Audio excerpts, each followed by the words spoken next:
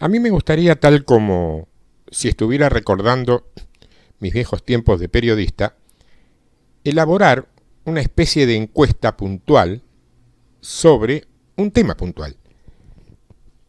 Pero no de la manera que esas encuestas se hacen en la política, por ejemplo, donde prácticamente se manipulan a voluntad y a necesidad de los que finalmente pagan el trabajo, sino del modo en que la prensa debería hacerlo siempre.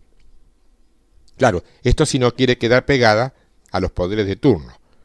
O sea, con sobriedad, con excelencia y con exactitud. ¿Sabes cuál sería el tema central de esa encuesta? Que elaboraría a partir de las respuestas de la gente que concurre a las iglesias evangélicas cristianas del planeta. Uno solo. ¿Cuánto hace que alguien no te habla del pecado? Estoy seguro que la respuesta nos haría pensar bastante. Y no precisamente en nuestros éxitos y aciertos. Porque yo no sé si alguno de los oyentes están ahí por primera vez. A algunos de los que están ahí por primera vez, tengo entendido que por ahí se les ha hecho un poco difícil encontrar nuestra dirección. Y como podrás imaginarte, yo no te estoy hablando de la www, ni del Ministerio Tiempo de Victoria, ni del .com, ni tampoco de la ventana de audios. De lo que te estoy hablando es de una dirección espiritual, de una dirección profética, de un algo que oyen aquí y tal vez en un par de sitios más, y no vuelven a escuchar en ninguna de las iglesias a las que concurran. Entonces se encuentran casi como perdidos, confundidos. Saben que están en el lugar debido, pero si los invitas a irse y a retornar, es muy probable que no sepan cómo hacerlo. Tampoco estoy hablando de conocimientos informáticos. De hecho, yo creo que hoy por hoy, hasta los más desprevenidos saben cómo manejarse en un teclado y frente a un monitor. Yo digo siempre que hasta los niños nacen con un mouse en la mano derecha. Y aunque no lo creas, todo esto que te dije es prácticamente el mismo caso de muchos creyentes en su vida cristiana. Si vos le preguntás si han creído en el Señor, te van a decir que sí. Pero si les volvés a preguntar cómo es que han creído, entonces te van a responder que no están seguros. ¿Por qué? Porque creo que no entienden, te podría decir en lo absoluto, la manera en que fueron salvos. Pues sabes que estos no son estudios de avivamiento ni tampoco evangelísticos. Aunque el tema de estos trabajos siempre es el Evangelio, no son estudios ni trabajos evangelísticos, porque esta vez no estamos predicando el Evangelio, no al menos de la manera convencional y la manera clásica. Yo te diría que por el contrario, estamos enseñando el Evangelio. ¿Y por qué necesitamos enseñar el Evangelio? Mira, porque muchos han sido salvos y se han convertido en cristianos, pero vos sabés que no saben, o todavía no saben, cómo se convirtieron en cristianos. Entonces, lo que quiero entregar hoy, como una parte, digamos, inicial de lo que más adelante quizás sigamos desarrollando, es decirle a la gente cómo se han convertido en cristianos. En otras palabras, les estamos diciendo que ellos comenzaron quizás por un buscador de los más conocidos y allí encontraron nuestro link o sencillamente colocaron todas las letras que llevan inexorablemente a nuestra web y después entraron. Bueno, esta vez no estamos persuadiendo con promociones a la gente a entrar en un sitio cristiano. Más bien, les estamos diciendo cómo entrar al reino, que es un poco distinto, es un poco diferente. Y es totalmente distinto y diferente de lo que hemos venido viendo. Si alguno de los oyentes todavía no ha creído en el Señor, tal vez se decepcione. Porque lo que estamos haciendo esta vez es mostrarles a aquellos que sí han creído cómo es que han creído. Tal vez algunos hermanos y hermanas, no me gusta mucho usar este término, pero lo uso para poder definir, están claros ellos acerca del Evangelio. Incluso tal vez te diría, ya sepan lo que estamos diciendo también. Se pueden anticipar a eso. Ahora espero yo que el Señor nos bendiga y nos dé nueva luz y buena luz. Vos tenés que entender que estos trabajos son de estudio bíblico y están dirigidos para aquellos que han creído, pero que no saben cómo han creído. Y esta vez yo no los puedo ni alentar ni reavivar. Solo estoy indicándoles la dirección. En otras palabras, en estos audios no soy otra cosa que, podría decirte, un guía de turismo cibernético cristiano. Quiero comenzar con algo muy básico. Sin embargo, pese a ser básico, espero que en cada uno de estos trabajos, sobre este tema específico y puntual, que vos vas a darte cuenta cada vez que lo demos, vayamos avanzando un poco más profundamente. Yo quiero abarcar ahora un tema que la mayoría de la gente no quiere escuchar. Así te lo digo, no quiere escuchar, pero que es inevitable. Es el tema fundamental y esencial del pecado. Pero no solamente del pecado. Quiero hablar del pecado, de los pecados y de los pecadores. ¿No es lo mismo? No, no es lo mismo. Porque la Biblia le presta mucha atención al asunto del pecado. Y podemos entender la salvación solamente cuando tenemos un entendimiento claro acerca del pecado. Si queremos conocer el Evangelio de Dios y la salvación de Dios, debemos conocer primero lo que es el pecado. Debemos ver primeramente cómo el pecado nos ha afectado y cómo nos hemos hecho pecadores. Solamente así vamos a entender claramente cuál es la salvación de Dios. Primero, consideraremos el abecedario y después las frases completas, por darte un ejemplo.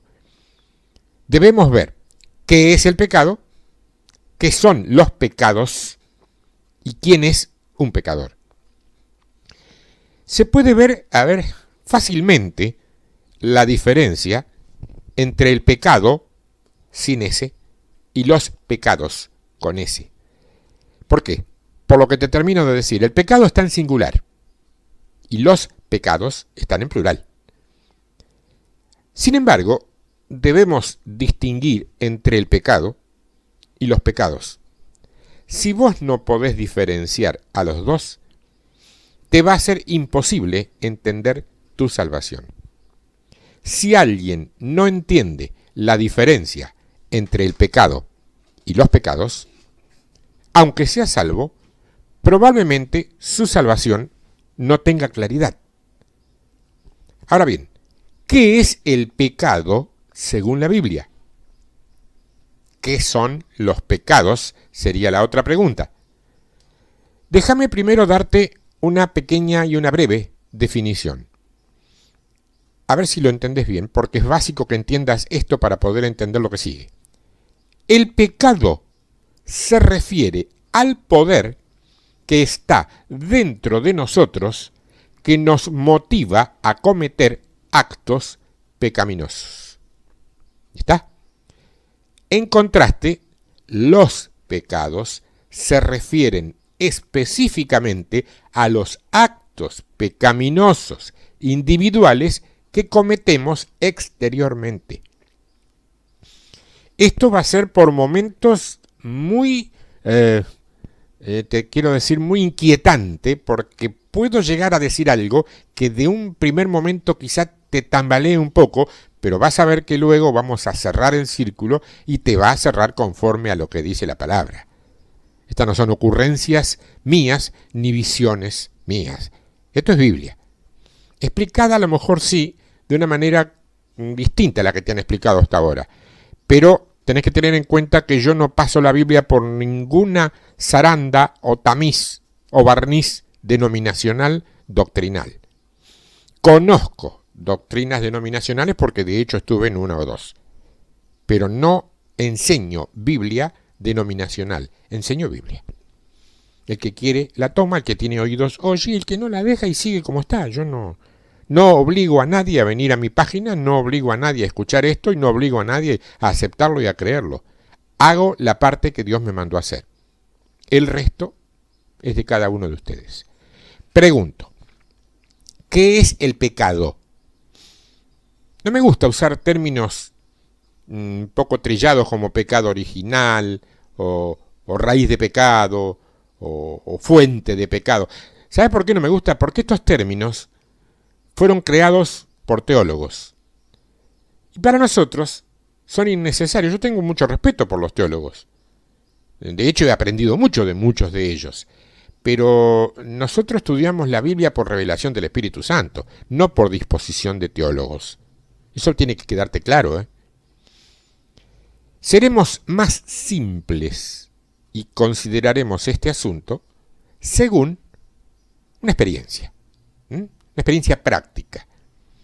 Sabemos que en nosotros hay algo que nos motiva y nos fuerza a tener ciertas inclinaciones espontáneas. Nos obliga, por ejemplo, a tomar el camino de la lujuria o de la pasión. Según la Biblia, esto es el pecado.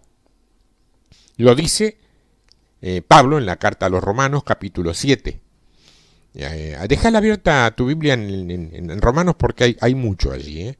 No vas a poder verlo todo, ahora te vas a dar cuenta, pero hay mucho. Capítulo 7, verso 8 de Romanos. Mas el pecado, tomando ocasión por el mandamiento, produjo en mí toda codicia, porque sin la ley el pecado está muerto. Más adelante el verso 16 dice: y si lo que no quiero, esto hago, apruebo que la ley es buena. De manera que ya no soy yo quien hace aquello, sino el pecado que mora en mí. Claro, no solamente existe tal pecado dentro de nosotros que nos fuerza y nos obliga, sino que también existen los actos pecaminosos individuales, los pecados que se cometen exteriormente. En la Biblia los pecados están relacionados con nuestra conducta, mientras que el pecado está relacionado con nuestra vida natural. Los pecados son actos cometidos con las manos, con los pies, con el corazón y aún con todo el cuerpo. Pablo se refiere a esto cuando habla de los hábitos de la carne. En el capítulo siguiente de la carta a los Romanos, en el capítulo 8, dice el verso 13: porque si vivís conforme a la carne, moriréis. Mas, si por el Espíritu hacéis morir las obras de la carne, viviréis. Ahora, ¿qué es el pecado? El pecado es una ley que controla nuestros miembros. En nuestro interior hay algo que nos obliga a pecar, a cometer el mal, y este algo es el pecado. Romanos capítulo 7 otra vez, ahora verso 23. Dice Pablo: pero veo otra ley en mis miembros que se rebela contra la ley de mi mente y que me lleva cautivo a la ley de pecado que está en mis miembros. ¿Te quedó claro? ¿Está probado lo que dije? Si queremos diferenciar claramente entre el pecado y los pecados, hay una porción en las Escrituras que tenemos que considerar sí o sí. Son los primeros 8 capítulos del libro o de la carta a los Romanos. Porque estos 8 capítulos nos muestran el significado completo del pecado. En estos 8 capítulos encontramos una característica sobresaliente. Desde el capítulo 1 hasta el capítulo 5 y verso 11, solamente la palabra pecados es la que se menciona. El pecado sin ese no se menciona. Pero desde el capítulo 5, verso 12, hasta el final del capítulo 8, encontramos el pecado, pecado, y no los pecados, pecados. O sea, desde el capítulo 1 hasta el capítulo 5, verso 11, Romanos nos muestra que el hombre ha cometido pecados ante Dios. Y desde el capítulo 5, verso 12 en adelante, Romanos nos muestra qué clase de persona el hombre es ante Dios. Él es un pecador. El pecado se refiere a la vida que tenemos. Antes de Romanos capítulo 5, verso 12, no hay mención de que lo muerto reaviva o reviva. Pues el problema allí no es que uno necesita ser avivado, sino que los pecados individuales que se han cometido necesitan ser perdonados. Desde el capítulo 5 en adelante tenemos la segunda sección. Y aquí vemos algo fuerte y poderoso en nuestro interior, que es una ley en nuestros miembros, el pecado, el cual nos obliga y arrastra a cometer actos pecaminosos, o sea, pecados. Por esto existe la necesidad de ser liberados. Los pecados están relacionados con nuestra conducta. Entonces la Biblia nos muestra que necesitamos perdón por nuestros pecados. Perdón. Lo dice Mateo 26, 28, porque esto es mi sangre del nuevo pacto que por muchos es derramada para remisión, que es perdón, de los pecados. Hechos 2:38. Pedro les dijo, arrepentíos y bautícese cada uno de vosotros en el nombre de Jesucristo para perdón de los pecados y recibiréis el don del Espíritu Santo. Ojo, recibiréis el don del Espíritu Santo como consecuencia del perdón de los pecados, no antes. Digo por las dudas. Hechos 10:43. De este dan testimonio todos los profetas, que todos los que en él creyeren recibirán perdón de pecados por su nombre. Claro, pero el pecado nos atrae y nos obliga a cometer actos pecaminosos. Así que la Biblia nos muestra también, además del perdón de pecados, nos muestra que necesitamos ser liberados del pecado sin ese. Romanos 6:18. Y libertados del pecado, vinisteis a ser siervos de la justicia. Más adelante, en el verso 22, dice, mas ahora que habéis sido libertados del pecado y hechos siervos de Dios, tenéis por vuestro fruto la santificación y como fin la vida eterna. Pues sabés que una vez me encontré con un hermano que muy elocuente, hablaba acerca del perdón del pecado. Yo, claro, no dije nada porque todavía era muy pinino, muy chiquito en el ámbito espiritual y él era más crecido que yo. Pero me desacomodó porque algo sentí que no era así, pero no podía explicarlo. Entonces apareció un hermano mayor de edad y mayor en el camino. Lo tomó de la mano y con mucho amor, le dice, ¿en qué parte de la Biblia dice perdón del pecado? ¿Me querés decir? Entonces el otro muy rápido le dijo, mira, hay muchas partes, ¿no? En muchos lugares. Entonces el hermano mayor con toda tranquilidad le dice, ¿me podés encontrar una y leérmela? Allí, claro, el que había hablado al principio se dio cuenta que había algo más. Y le dice, ¿qué quieres decir? No se puede encontrar una parte que diga esto que yo digo.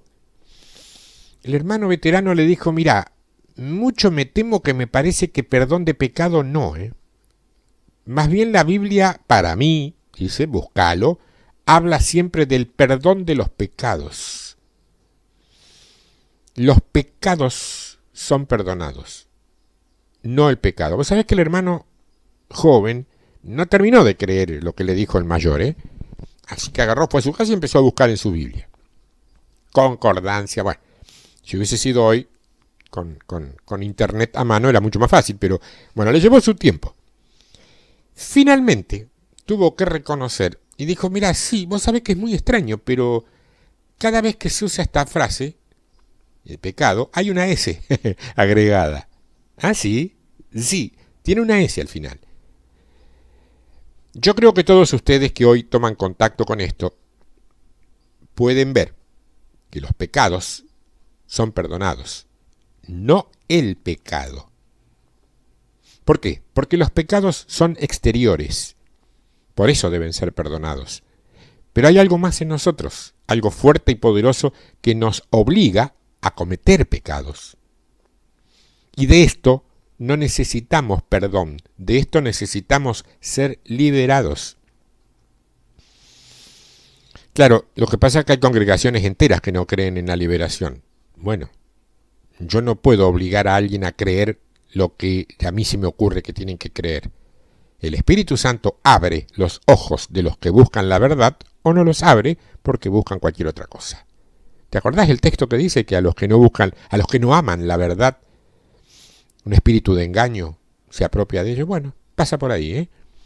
Claro, al instante en que ya no estemos bajo el poder del pecado y no tengamos nada que ver con esto, ahí vamos a estar en paz. La solución para los pecados viene por medio del perdón. La solución al pecado viene cuando ya no estamos bajo su poder y cuando no tenemos nada que ver con él. Los pecados tienen que ver con nuestras acciones y se cometen uno por uno. Esta es la razón por la cual necesitamos ser perdonados. Ahora, el pecado está dentro de nosotros y nosotros necesitamos ser liberados de él. Por lo tanto, la Biblia nunca dice perdón de pecado, dice perdón de pecados. Parecería una tontería estar hablando y discutiendo, cambiando, debatiendo por una S. Tiene mucha importancia. En algunos casos nos va la vida entera en esto. La Biblia tampoco dice o habla de ser liberado de los pecados. Yo te puedo asegurar que la Biblia no dice nunca eso, ¿eh? Dice sí que somos liberados del pecado, no de los pecados. De lo único que necesitamos escapar y ser liberados es de aquello que nos tienta y nos obliga a cometer pecados.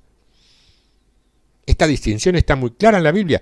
Y yo te puedo comparar las dos de esta manera. Mira, según las Escrituras, se dice que el pecado está en la carne, ¿no?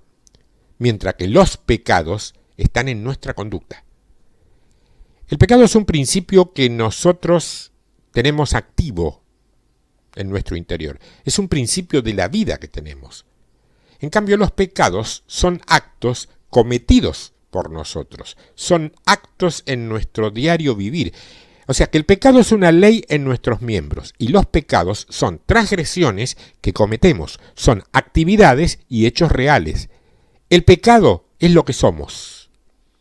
Los pecados son lo que hacemos. Esta frase es buena. El pecado es lo que somos. Los pecados son lo que hacemos. El pecado está en la esfera de nuestra vida. Los pecados están en la esfera de la conciencia. El pecado está relacionado con el poder de la vida que poseemos. Los pecados están relacionados con el poder de la conciencia.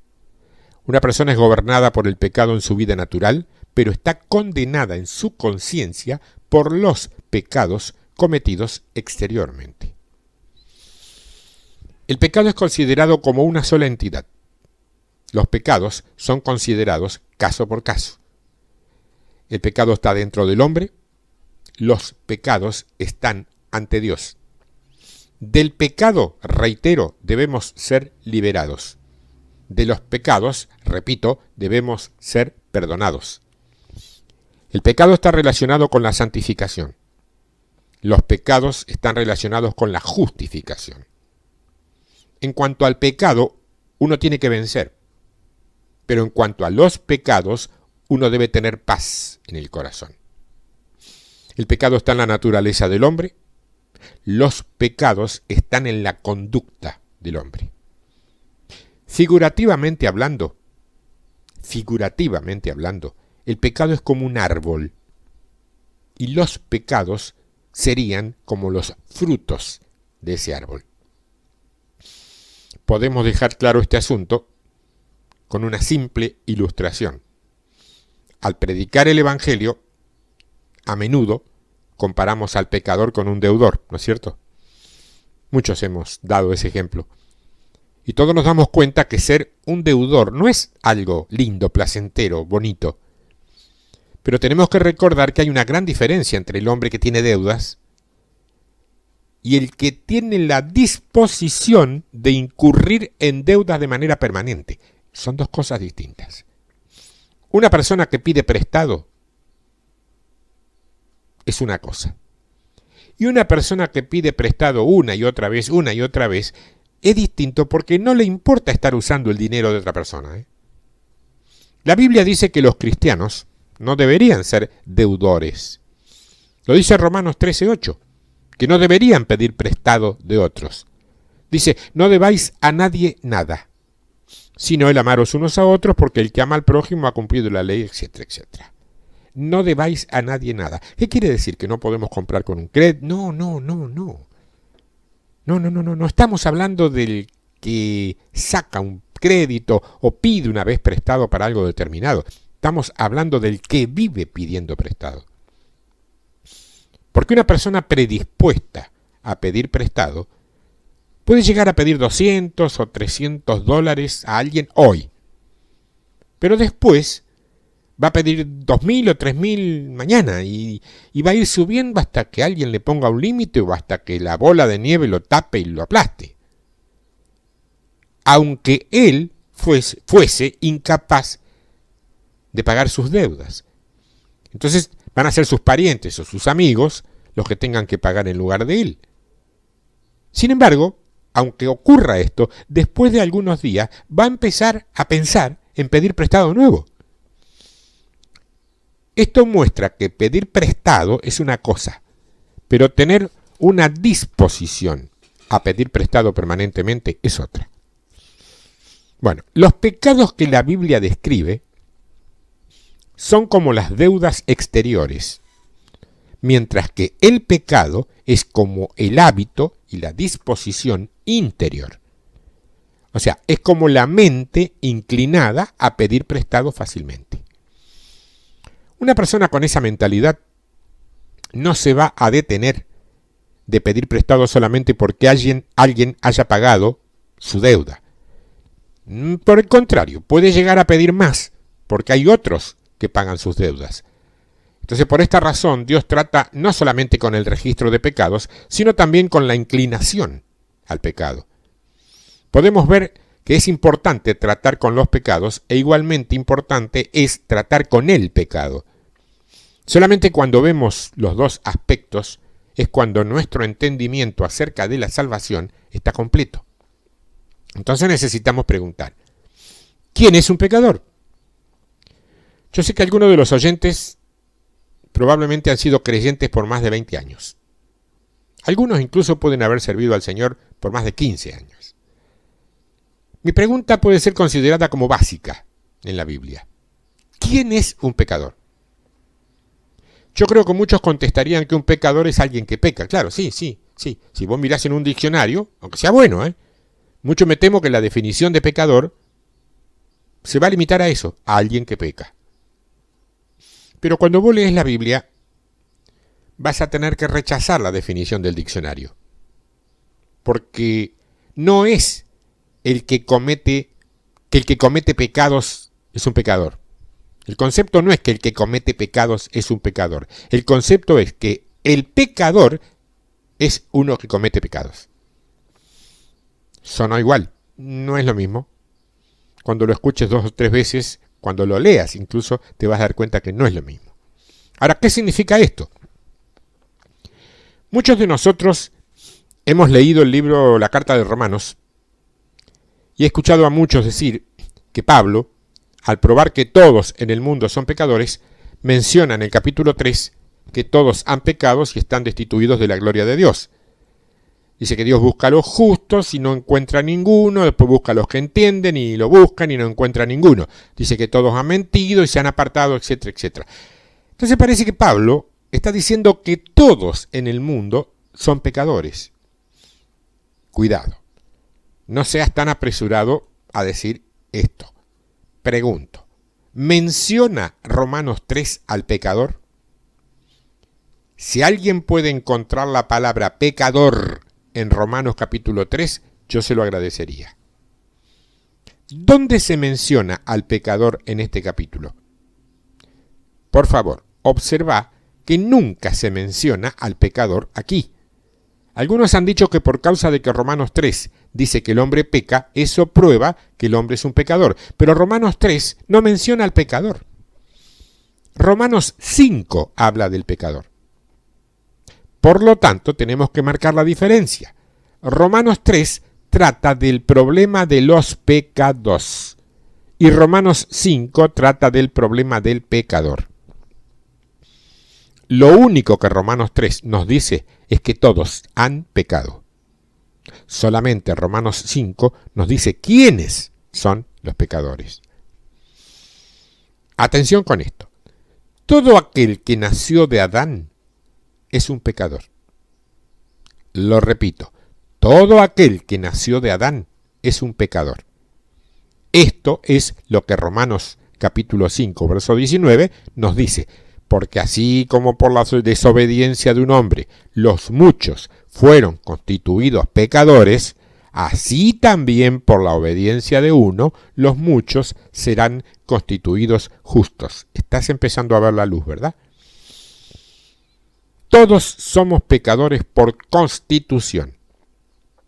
Cuando vos haces un currículum para conseguir trabajo, hay dos cosas que tenés que poner sí o sí. Una es tu lugar de nacimiento. Y la otra es tu profesión. Bueno, según Dios, todos somos pecadores de nacimiento y somos los que pecan como profesión. Ese es nuestro currículum. Por ser pecadores de nacimiento, siempre somos pecadores, sea que pequemos o no. ¡Wow! ¡Wow! Una vez alguien dijo en un estudio bíblico algo que me quedó porque era muy interesante, ¿no? Él dijo que hay dos clases de pecadores en el mundo.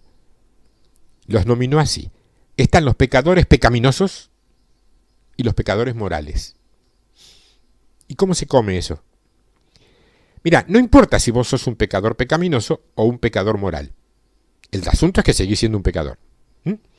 Dios dice que todos los que nacen de Adán o en Adán son pecadores. No importa qué clase de persona sos. Mientras hayas nacido de Adán, sos un pecador. Y esto es importante porque hay gente muy confundida en esto. Dice, hay gente del mundo que... Bueno, por favor, cada cosa en su debido lugar. Yo respeto a muchísima gente que no es creyente por sus valores, pero separo las cosas del lugar. Si vos pecás, sos un pecador pecaminoso. Y si no pecás, o pecas menos, o pecas poco, o poquito y nada, sos un pecador moral. O sea, sos un pecador que peca poco. Si sos de la nobleza, sos marqués, duque, sos un pecador noble. Si te considerás a vos mismo un santo, sos un pecador santo. De todos modos, seguís siendo un pecador. El mayor error en la actualidad entre los hombres es considerar que un hombre es pecador solamente porque ha pecado. Si él no ha pecado, él no es considerado un pecador. Pero este es un concepto erróneo. Sea que peques o no peques, mientras seas un hombre o una mujer en Adán, sos un pecador. Mientras hayas nacido de Adán, sos un pecador. Un hombre no se hace pecador porque cometa pecados. Más bien, él peca porque es un pecador. Por lo tanto, yo quiero que recuerden la palabra de Dios. Nosotros somos pecadores. No nos convertimos en pecadores. No necesitamos convertirnos en pecadores porque ya lo somos. De la misma manera, una vez que sos algo, no necesitas convertirte en eso. Aunque nuestros pecados son perdonados, y lo son, seguimos siendo pecadores. Estamos perdonados de nuestros pecados.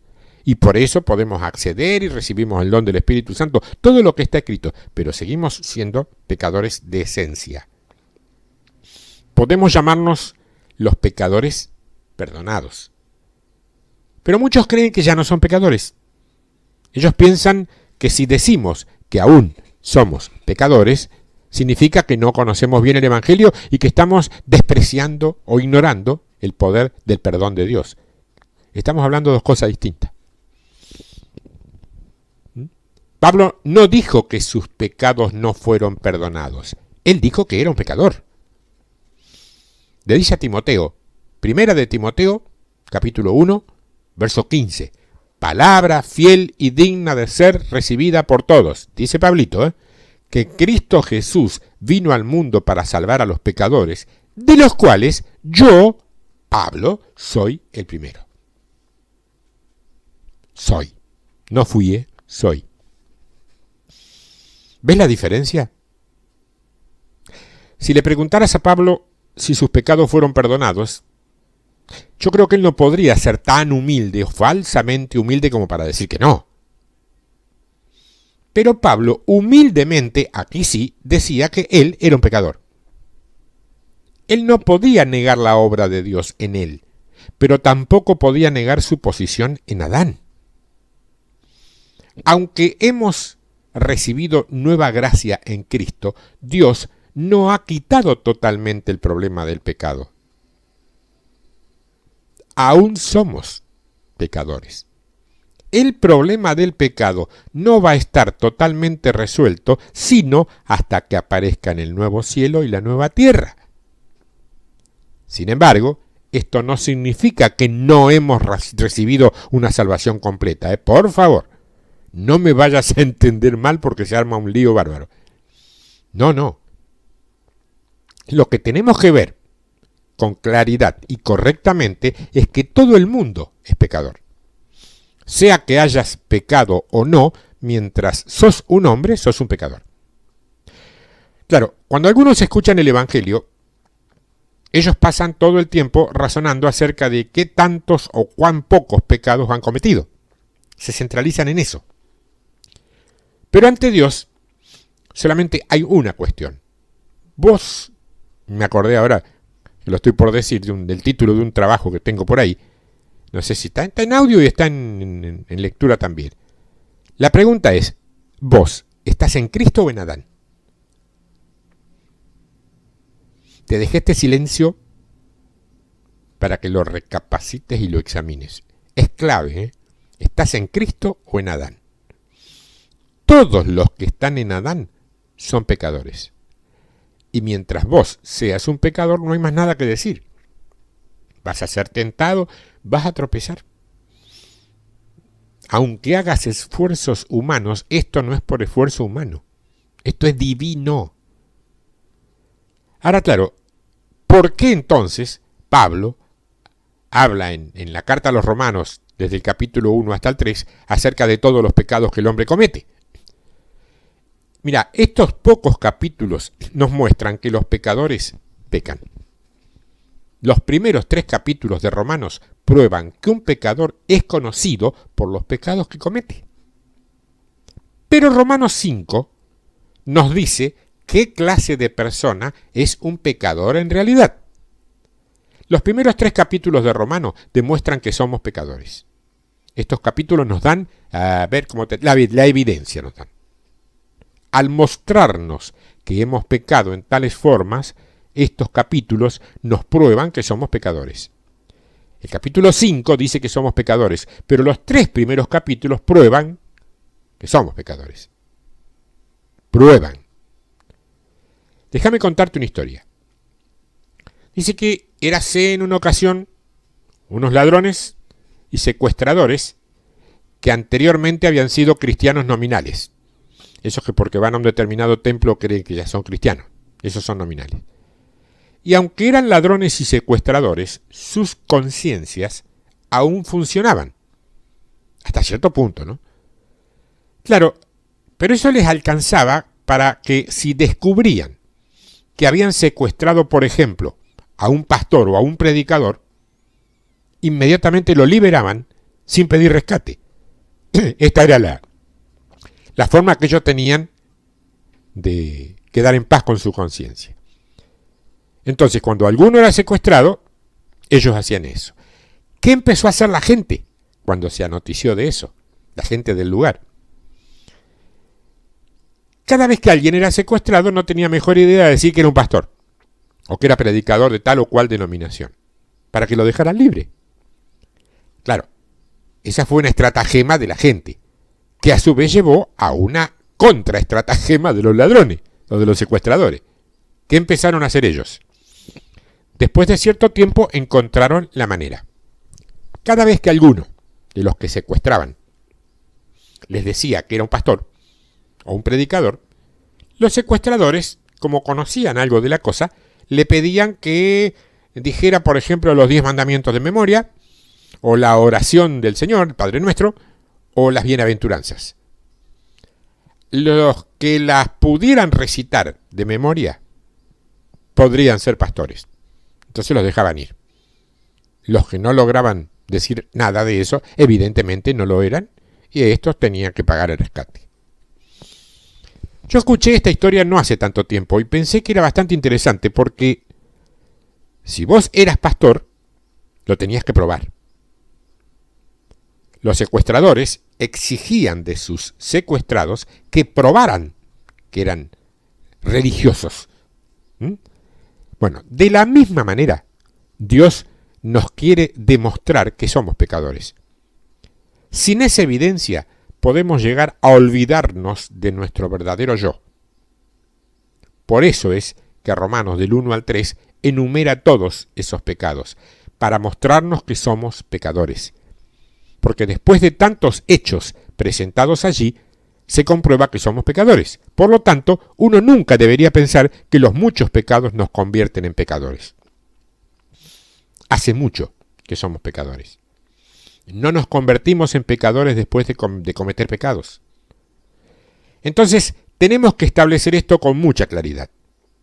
Hoy en día vos podés caminar por la calle y encontrarte con cualquiera y tomarlo de la mano y decirle que es un pecador. Si él dice que él no puede ser pecador porque, por ejemplo, no mató a nadie, no le quemó la casa a nadie, no violó, no se prostituyó. Bueno, si él dice todo eso, vos le podés decir que en todo caso es un pecador que nunca mató a nadie, nunca le quemó la casa a nadie y nunca violó a nadie. Si alguien te dice que nunca roba, ni fornica, ni nada de eso, vos le podés decir que sigue siendo un pecador, pero que nunca roba ni fornica. No importa con quién te encontres, le podés decir que es un pecador.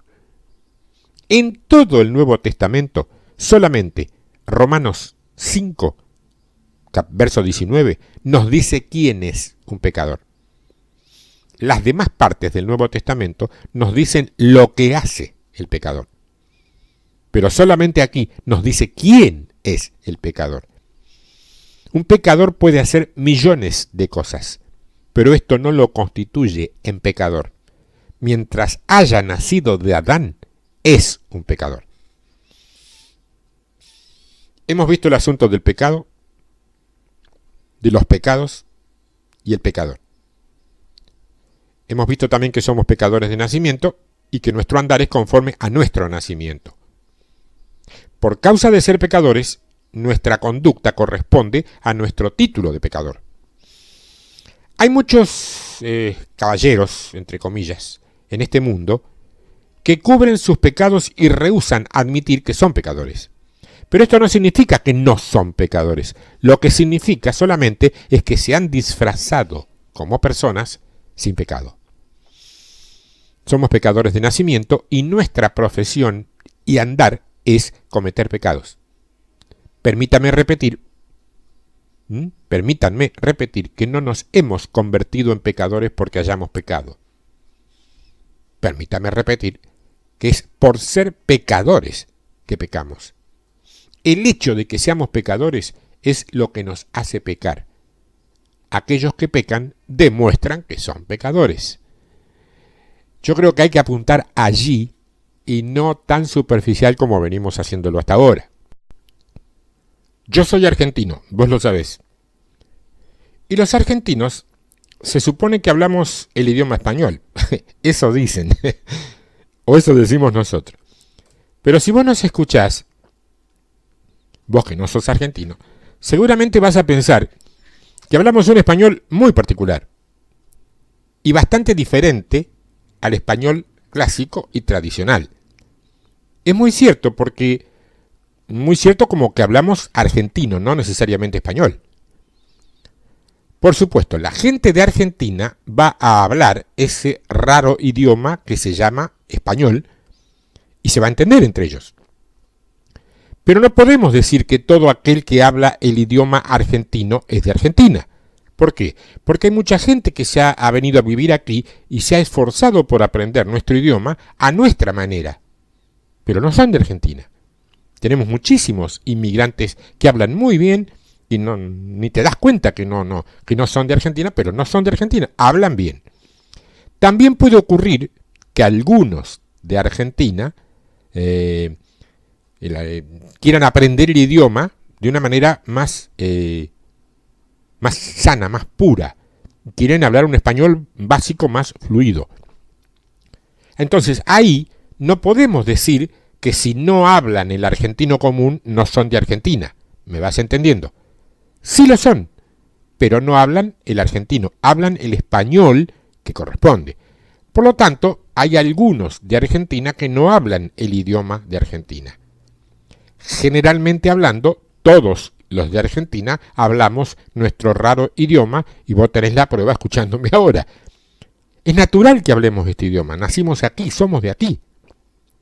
De la misma manera, es imposible que los pecadores eviten o puedan evitar llevar una vida pecadora. En cuanto a los pecados que los pecadores cometen, yo preferiría no mencionarlos en detalle como muchos lo han hecho. Yo solamente quisiera probar brevemente el pecado del hombre. Tanto en el Nuevo Testamento como en el Antiguo Testamento hay unos pocos pecados que se destacan en forma especial. El pecado sobresaliente del Antiguo Testamento es dejar de amar a Dios. En el Nuevo Testamento también hay un pecado sobresaliente, el cual es rehusar creer en el Señor. Cuando la Biblia dice que el hombre está condenado y se ha convertido en un pecador a los ojos de Dios, no significa que ha cometido un montón de pecados que provocaron la ira de Dios, como por ejemplo, asesinato, fornicación, orgullo, prostitución u otro tipo de pecados sucios y secretos. La Biblia no pone énfasis en esto. Lo que la Biblia considera serio es el problema que se ha levantado entre el hombre y Dios. El último mandamiento es amar al Señor tu Dios con todo tu corazón, con toda tu alma, con toda tu mente y con toda tu fuerza. ¿No es así? Entonces, el asunto no es si uno ha robado a otros, o si uno ha asesinado o ha complotado. El asunto no es la lujuria personal, ni los pensamientos, ni las palabras. Más bien, el problema radica en la relación que uno tiene con Dios. De entre todos los pecados, hay uno que está a la cabeza. Este pecado trae a todos los demás. Este es el pecado que trae a todos los demás. A este pecado lo siguen todos los demás. La Biblia dice que el pecado entró en el mundo a través de un solo hombre, ¿no es así? Entonces te hago una pregunta. ¿Cuál fue el pecado que cometió ese hombre? ¿Fue fornicación, robo, asesinato? No existían esas cosas en el Edén. Toda la maldad, lo sucio y lo terrible que sucede en el mundo actual proviene de un incidente relacionado con Adán. Pero ¿qué fue lo que Adán hizo? Adán no asesinó, no fornicó, no cometió ninguno de los pecados malos y sucios que vemos en el mundo actual. El pecado que Adán cometió fue simple y puro. Adán pensó que Dios escondía algo de él. O sea, pensó que Dios le estaba escondiendo algo. Entonces pensó que si él comía del fruto de ese árbol, él sería como Dios. O sea que el pecado que Adán cometió fue en realidad un problema que se desarrolló entre él y Dios. Dios esperaba que Adán continuara en su posición apropiada, pero Adán no creyó que lo que Dios le había dado le fuera provechoso. él empezó a dudar del amor de Dios. Un problema se desarrolló en cuanto al amor de Dios. Adán no cometió muchos pecados en este incidente. Él no jugó, él no puso sus ojos en las cosas malas de la calle, él no leyó ningún libro sucio. Fíjate, era Adán, fíjate dónde estaba. El pecado de Adán fue un problema que se levantó entre él y Dios. Siguiendo eso, muchos pecados entraron. Ahí sí, pecados. Una vez que Adán pecó de esa manera, todo tipo de pecado siguió. Los pecados son según su especie, y todos siguen uno al otro. Sin embargo, el primer pecado no fue el pecado que todos pensamos.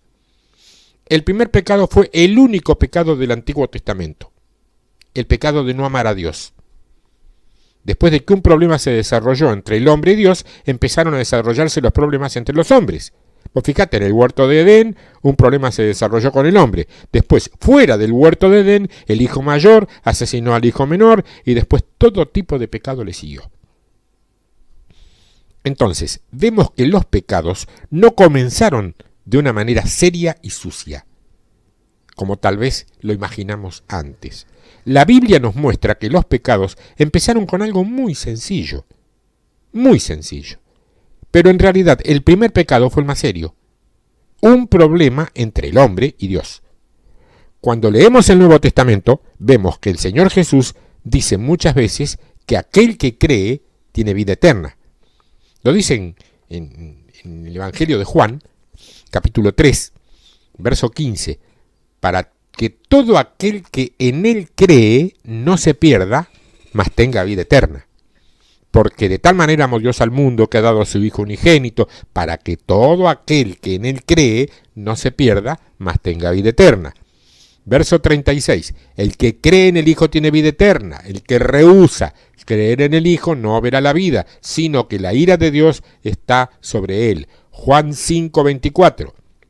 De cierto os digo, el que oye mi palabra y cree al que me envió, tiene vida eterna, y no vendrá condenación, mas ha pasado de muerte a vida. Juan 6:40. Y esta es la voluntad de Dios, del que me ha enviado, es lo mismo, es la voluntad del que me ha enviado, que todo aquel que ve al Hijo y cree en él tenga vida eterna, y yo le resucitaré en el día postrero. El verso 47, Juan 6, dice, de cierto os digo, el que cree en mí tiene vida eterna. Juan 11:25, le dijo Jesús, yo soy la resurrección y la vida, el que cree en mí, aunque esté muerto, vivirá. Probablemente más de 50 veces el Señor indica que el que cree tiene vida eterna. Entonces, ¿quiénes perecerán? ¿Son los asesinos quienes irán al infierno? ¿Son los fornicadores quienes perecerán? ¿Son los que tienen pensamientos sucios y comportamiento impropio quienes irán a perdición? Pues sabes que no necesariamente, aunque los incluya. El Evangelio de Juan nos dice una y otra vez que aquellos que no creen son los que serán condenados. No estoy anulando lo otro. Estoy incorporando esto que a muchos se les olvida, y esto es un poco lo que es el título de este estudio. De esto no se habla, De esto no se habla, o se habla muy poco. Aquellos que no creen siempre tienen la ira de Dios sobre ellos. Porque Jesús dijo que el Espíritu Santo vino para convencer al mundo de pecado, de justicia y de juicio, ¿no? ¿Y por qué de pecado? ¿Será porque fuiste al cine recientemente y viste una película de esas? ¿O porque estuviste jugando algún juego de azar, te metiste en un casino a jugar a la ruleta? ¿Qué hiciste? ¿Mataste a alguien? ¿Le quemaste la casa a alguien? No. De pecado, dice, por cuanto no creen en mí, dice Juan 16, verso 9. La mayor dificultad que tenemos en la actualidad es que consideramos la suciedad como pecado. Pero no prestamos mucha atención a la palabra del Señor para ver lo que Dios considera pecado. El Señor dijo que aquel que no cree ha sido condenado. La razón por la cual el hombre comete todos sus pecados es porque él no tiene una relación apropiada con Jesús. En el Antiguo Testamento, el hombre cometió todo tipo de pecado cuando perdió su relación apropiada con Dios. En el Nuevo Testamento, el hombre comete todo tipo de pecado cuando pierde la relación apropiada con Jesús. En esto consiste todo el problema. Mientras vos estás sentado allí o sentada allí, quizás sin terminar de entender demasiado esto, podés llegar a pensar que aunque yo probé que sos un pecador, en realidad no has cometido demasiados pecados. Nadie, pero nadie en todo el mundo puede decir que no ha cometido el pecado de no amar a Dios. Tampoco existe nadie en todo el mundo que pueda decir que no ha cometido el pecado de no creer en el Señor. Por esta razón, nadie puede decir que no es un pecador. ¿Te acordás de Lucas 15? Allí se encuentra a un hijo pródigo y a su padre. El hijo pródigo dejó a su padre y despilfarró su herencia, se fue de parranda. Pero, ¿cuándo se convirtió en hijo pródigo? ¿Fue un hijo pródigo cuando tenía mucho dinero en el bolsillo y vivía lujosamente en un país lejano? ¿O se convirtió en hijo pródigo solamente cuando había malgastado todo lo que tenía y estaba hambriento mientras alimentaba a los cerdos? En realidad, él fue pródigo cuando dejó la casa de su padre. Antes de gastar un centavo, él ya era pródigo. Él no se convirtió en un pródigo después de haber malgastado todo lo que tenía. Al alimentar a los cerdos con algarrobas, estando rotos sus vestidos y vacío su estómago. Él se convirtió en pródigo cuando dejó la casa de su padre. Déjame hacerte una pregunta. Suponte que el hijo menor no gastó nada cuando estaba en ese país lejano. Se guardó toda la platita que tenía. Por el contrario, suponte que hizo mucho dinero, emprendiendo negocios y ganando una fortuna. Bueno, incluso llegó a ser más rico que su padre. Pregunto, ¿en ese caso sería un pródigo? Por supuesto que sí. Por supuesto que sí, porque el eje, la esencia, no es el dinero que gastó, es el acto, la actitud. A los ojos de su padre, él aún habría sido un hijo pródigo. Hoy día existe un concepto muy equivocado que debe ser, te diría, desarraigado de nuestra mente. Nosotros pensamos que porque un hombre ha dejado de hacer el bien, se convierte en pecador. Y esto está totalmente equivocado. Mientras el hombre se haya apartado de Dios, él es un pecador. Aún si es 10 veces o 20 o 50 más moral que otros, mientras esté alejado de Dios, él es un pecador. Con esto quiero poner las cosas en su lugar. Desde la palabra de Dios, no de lo que se me ocurre a mí. En más de una ocasión me has escuchado decir que hay no creyentes que a veces le dan ejemplos a creyentes de comportamiento, conducta y estilo de vida. Sí, lo hay, es cierto. Pero repito, mientras está alejado de Dios, el hombre es pecador. Por lo tanto, vos tenés que recordar que como cristianos podemos hacer todos los servicios exteriores que haya que hacer y podemos cumplir con todos los deberes exteriores que se deban cumplir. Podemos orar como siempre, leer la Biblia, ir a todas las reuniones que se llevan a cabo en la iglesia a la cual asistimos. Bueno, podemos hacer todo como siempre lo hemos hecho, incluso si querés hacer más. Pero hay un problema entre nosotros y Dios. Y es porque hemos pecado. Cuando el primer amor se va, hay un problema. ¿No se te ha ido el primer amor? ¿Seguís amando a Dios como al principio? ¿Seguís creyendo en el Señor Jesucristo como al principio? ¿Quién es pródigo? No es simplemente uno que ha despilfarrado la herencia de su padre, sino más bien uno que ha dejado la casa de su padre. Desde el momento en que una persona deja la casa de su padre, se convierte en un hijo pródigo. Incluso si hace una fortuna mientras está lejos, él sigue siendo un pródigo. Claro, desde luego, nunca habrá alguien que se haga rico en el mundo siendo un pródigo. Un hijo pródigo nunca prosperará. Un hijo pródigo siempre despilfarrará todo el dinero que tiene. Porque Dios concede que el dinero sea despilfarrado para que el hombre sepa que no es bueno dejar a Dios y para que a fin de cuentas vea que es un pecador. Ahora vemos cómo hemos recibido la calificación de pecador y cómo nos hemos convertido en pecadores. Nos convertimos en pecadores al desarrollar una relación con el pecado. Y cometemos pecados al desarrollar una relación con los pecados. Y existe una diferencia entre los dos. Puesto que yo nací en Adán y estoy bajo el dominio del pecado, el pecado se ha convertido en el principio de mi vida y de mi vivir, y yo me he convertido en un pecador. De la misma manera, los muchos pecados individuales fuera de mí me han hecho uno que comete pecados. Cometer pecados está relacionado a los pecados, y ser un pecador está relacionado al pecado. Esto no significa que los demás pecados no sean importantes. Todos los pecados conllevan castigo. En el Antiguo Testamento, aquellos que no amaron a Dios cometieron muchos otros pecados en forma espontánea. En el Nuevo Testamento, también aquellos que no creen en el Señor espontáneamente cometen muchos pecados. Dejar de amar a Dios y rehusar creer en el Señor Jesucristo son los dos pecados principales.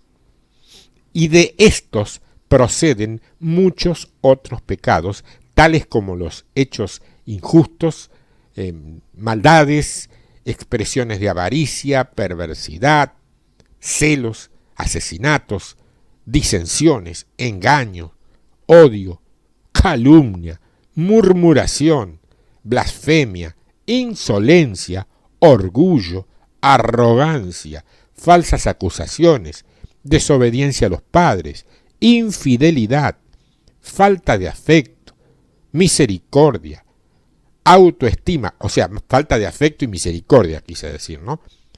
Autoestima, amor al dinero, ingratitud, impiedad, crueldad, los anoté porque si no es imposible acordarme, desprecio por lo bueno, traiciones, imprudencias, amor al placer en vez del amor a Dios, el hedonismo, la apariencia de piedad o de espiritualidad en lugar de su realidad, y así sucesivamente podría estar todo el resto del día, sea la hora que sea en el momento que estás escuchando esto, mencionándotelos.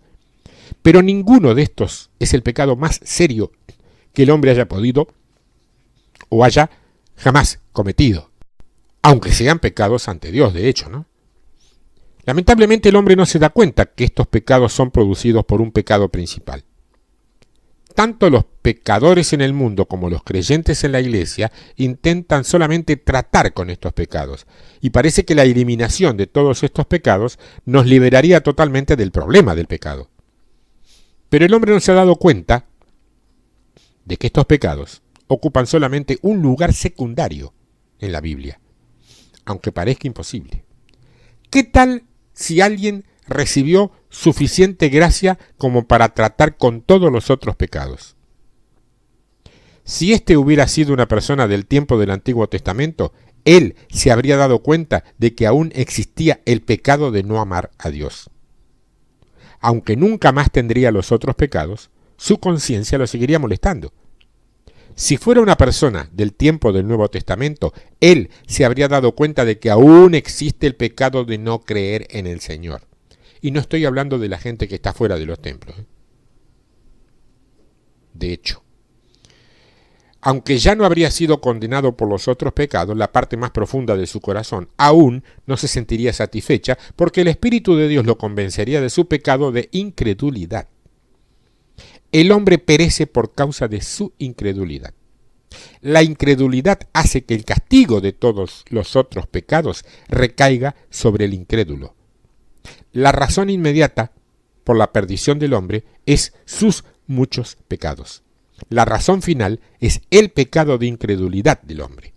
Por causa de esto, debemos preocuparnos por el pecado de incredulidad. Desde luego, tampoco podemos esquivar los demás. Por hoy creo que tenés suficiente.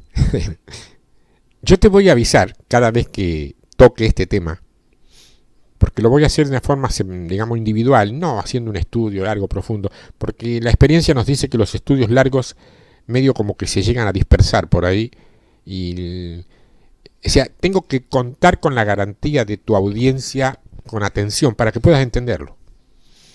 Hoy ya sabes lo que es el pecado, ya sabes por qué los pecados, y ya sabes quién es un pecador. Hasta hoy parecería que la cosa no tiene demasiada solución. Sí la tiene. Pero de la solución me gustaría hablarte en otro momento, después que hayamos hecho una exposición un poco más amplia de otras cosas que también son interesantes conocer, porque es muy lindo entrar en las profundidades de la palabra y estar en tiempos proféticos y ministerios apostólicos, todo lo que vos quieras está muy bueno, pero si no tenemos conciencia clara de lo que es el pecado, déjame decirte que no tenemos conciencia clara de lo que es la salvación. Y eso es base, porque es el punto de partida para todo lo demás que vamos a hacer. De esto no se habla. Sí, aquí de esto sí se habla. Por la gloria de Dios, la honra y porque Él y su poder ministran a los ministros que dicen lo que su boca está hablando hoy. Dios te bendiga, me podés escribir tiempodevictoria@yahoo.com.ar, tiempodevictoria@hotmail.com. Por la atención, gracias.